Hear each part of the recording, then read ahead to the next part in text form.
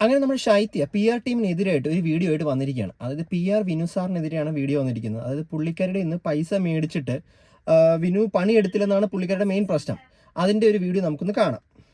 Big Boss season 7 cup വാങ്ങിക്കൊടുത്ത PR Vinu സാറിനും ടീമുകൾക്കും എന്റെ അഭിനന്ദനങ്ങൾ. എന്റെ അച്ഛന്റെ കയ്യിൽ നിന്ന് 1.5 ലക്ഷം രൂപ വാങ്ങിച്ച് സോഷ്യൽ മീഡിയയിൽ എനിക്ക് എന്തോ വലിയ റീച്ച് ഒക്കെ ഉണ്ടാക്കി തരാമെന്ന് പറഞ്ഞു വിനു സാറ് PN പണിയാണ് തന്നത്. ഈ റീ എൻട്രിക്ക് പോയ സമയത്ത് 1.5 ലക്ഷത്തിന് പകരം 15 ലക്ഷം രൂപയുടെ പണി ഞാൻ അതായത് ഈ PR കൊടുക്കുന്നത് നമ്മുടെ ശൈത്യ മാത്രമല്ല, അത് ശൈത്യക്ക് മാത്രമാണ് PR എന്ന് വിചാരിക്കുന്നത്. അവിടെയുള്ള എല്ലാ കണ്ടസ്റ്റൻസിനും PR ഉണ്ട്. ഈ PR ശൈത്യയുടെ വിചാരം എന്ന് വെച്ചാൽ ഈ PR ഉണ്ടെങ്കിൽ മാത്രമേ വോട്ട് കിട്ടുള്ളൂ എന്ന് വെച്ച് കഴിഞ്ഞാൽ PR ഉണ്ടെങ്കിൽ മാത്രം വോട്ട് കിട്ടുന്ന അങ്ങനെ ഒരു നിർബന്ധവും ഇല്ല. എന്ന് വെച്ച് കഴിഞ്ഞാൽ ഒരു കണ്ടസ്റ്റന്റിന് PR ഉണ്ടെന്ന് വെച്ചിട്ട് ആ PR ആണ് എല്ലാ വോട്ടുകളും കൊടുക്കുന്നത് പറഞ്ഞാൽ ശുദ്ധ മണ്ടത്തിലാണ്. അനുമോക്ക് PR ഉണ്ട്, സമ്മതിച്ചു. എന്ന് വെച്ചാൽ ഈ ഇത്രയും വോട്ട് ഒരിക്കലും അനുമോക്ക് അങ്ങനെ കിട്ടത്തില്ല. അത് ജനങ്ങളുടെ സപ്പോർട്ടും കാണും. വിത്ത് PR ആണെങ്കിൽ കൂടുതൽ ഇടും.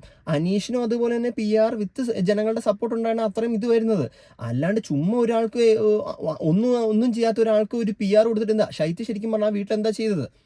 എന്തായാലും ബാക്കിയുള്ളവ നമുക്ക് കാണാം, പാട്ട് കാണാം. എടുപ്പിച്ചിട്ടുണ്ട്. എന്നെ ഇത്രയും റീച്ചും ഇത്രയും ഫേമസ് ആക്കി തന്ന വിനു സാറിന്റെ സോഷ്യൽ മീഡിയക്കാർക്കും എല്ലാം നന്ദി ഞാൻ അറിയിച്ചു കൊള്ളുന്നു. പിന്നെ അഖിൽ മാരാറിനോട്, മാരാറ് കൊട്ടിയാൽ മാക്രി കറിയുമായിരിക്കും, പക്ഷെ അഡ്വക്കേറ്റ് ശൈത്യ കരയത്തില്ല. അതായത് മറ്റേ റീ എൻട്രി പോയിട്ട് പുള്ളിക്കാരിക്ക് ഇത്രയും നെഗറ്റീവ് ആയിരുന്ന ഒരു പേഴ്സൺ അല്ലായിരുന്നു. അതായത് പുള്ളിക്കാരി ഔട്ടായ സമയത്ത് കട്ടപ്പ എന്ന് പറഞ്ഞ് പോയി ഔട്ടായി. പക്ഷെ അത് ആ ഒരാഴ്ച കൊണ്ട് ആ പരിപാടി തീർന്നു. പിന്നെ പുള്ളിക്കാരിക്ക് അങ്ങനെ സോഷ്യൽ മീഡിയയിൽ വലിയ അറ്റാക്കും കാര്യങ്ങളൊന്നും വന്നില്ല.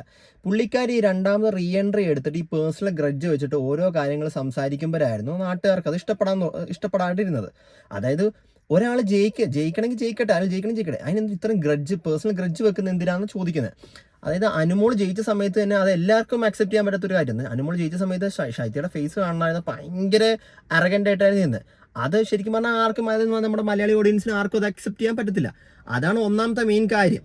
രണ്ടാമത്തെ കാര്യം എന്ന് വെച്ച് കഴിഞ്ഞാൽ ശൈത്യ കുറേ എന്താ വെച്ച് കഴിഞ്ഞാൽ അനുമോൾ ജയിക്കാതിരിക്കാനായിട്ടുള്ള കുറേ പരിപാടി ചെയ്തിട്ടുണ്ട്. ശരിക്കും പറഞ്ഞാൽ ശൈത്യ ആ സമയത്ത് അനുമോൾ ജയിക്കാതിരിക്കണമെങ്കിൽ ശൈത്യ എന്താ ചെയ്യേണ്ടതെന്ന് വെച്ച് കഴിഞ്ഞാൽ ശൈത്യ ഒന്ന് മിണ്ടാണ്ടിരുന്നാൽ മതിയായിരുന്നു.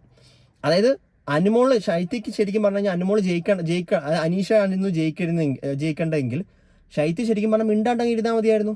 അതായത് ഒന്നും മിണ്ടണ്ട. അത് റീ എൻട്രി ആയ കണ്ടസ്റ്റൻസ് ഒന്നും മിണ്ടാണ്ടങ്ങ് ഇരുന്ന് കഴിഞ്ഞാൽ അവർ ജസ്റ്റ് ഒന്ന് സപ്പോർട്ട് ചെയ്ത് പോയിരുന്നെങ്കിൽ അനീഷ് പുല്ലുപോലെ ജയിച്ചിട്ട് തന്നെ. ഈ കഴിഞ്ഞ വീക്കിലുണ്ടോ 90-ാം ദിവസം കഴിഞ്ഞിട്ടുള്ള വീക്കിൽ മൊത്തം ഇത്രയും കോൺട്രവേഴ്സി ഉണ്ടാക്കിയോണ്ടാണ് ഇത്രയും സപ്പോർട്ട് അനുമോക്ക് കയറിയെന്ന് വെച്ചാൽ ആർക്കായാലും. അതായത് ഇപ്പം നമ്മളിപ്പോൾ ഞാനിപ്പോൾ അനീഷിനെ സപ്പോർട്ട് ചെയ്യുകയാണെങ്കിൽ തന്നെ എനിക്ക് തോന്നി പക്ഷേ ഇവളുടെ ഒരു ഇത് കാരണം എങ്കിലും അനുമോൾ ജയിച്ചിരുന്നെങ്കിൽ രസമായിരിക്കും, ഇവളുടെ ഫേസ് കാണാൻ രസമായിരിക്കുമല്ലോ എന്ന് നമ്മൾ ചിന്തിച്ചു പോകും. ആ ഒരു തോട്ടാണ് നോർമൽ ഓഡിയൻസിന് ഇട്ട് കൊടുക്കുന്നത്. അത് വേണ്ടാത്ത പരിപാടിയെല്ലാം ചെയ്ത് വെച്ചിട്ട് പിന്നെ കിടന്ന് മൂങ്ങിയിട്ട് കാര്യമില്ല. അതായത് പുള്ളിക്കാരി കാണിക്കാന്ന് അത്രയും കാണിച്ചു കൂട്ടി, സോഷ്യൽ മീഡിയ ഹൗസിൽ കിടന്ന് കാണിച്ചു കൂട്ടി. പുള്ളിക്കാരി കട്ടപ്പയല്ല, അതിൽ കൂടുതൽ വിഷമാണെന്ന് പുള്ളിക്കാരി പ്രൂവ് ചെയ്ത് കാണിച്ചു. ഫസ്റ്റ് വീക്ക് വന്നപ്പോൾ ഇത്രയും ഇതില്ലായിരുന്നു. പിന്നെ റീ എൻട്രി വന്നിട്ട് ഫുൾ നെഗറ്റീവ് ആക്കി കഴിഞ്ഞ് പിന്നെ അത് അലക്കി വെളുപ്പിക്കേണ്ട കാര്യം എന്താണെന്ന് ഞാൻ ചോദിക്കുന്നത്. അതായത് ആദ്യം മര്യാദയ്ക്ക് ഔട്ടായി. അതായത് കളിക്കേണ്ട സമയത്ത് ഈ കളി ആദ്യം അങ്ങ് കളിച്ചിരുന്നെങ്കിൽ ഇത്രയും പ്രശ്നം വരില്ലായിരുന്നു. കളിക്കേണ്ട സമയത്ത് കളിച്ചു. അതേമാതിരി ജഗദീഷയുടെ മറ്റേ ചോദിക്കും, കളിക്കേണ്ട സമയത്ത് കളിച്ചില്ല, പിന്നെ വിസിൽ കഴിഞ്ഞിട്ട് പിന്നെ പോസ്റ്റ് കയറി ഗോൾ അടിച്ചിട്ട് വല്ല കാര്യമുണ്ടോ എന്ന് ചോദിച്ച പോലത്തെ അവസ്ഥ തന്നെയാണിത്. എന്തായാലും ഇതേപോലത്തെ വീഡിയോസിനായിട്ട് നമ്മുടെ ചാനൽ മറക്കാതെ സബ്സ്ക്രൈബ് ചെയ്യുക.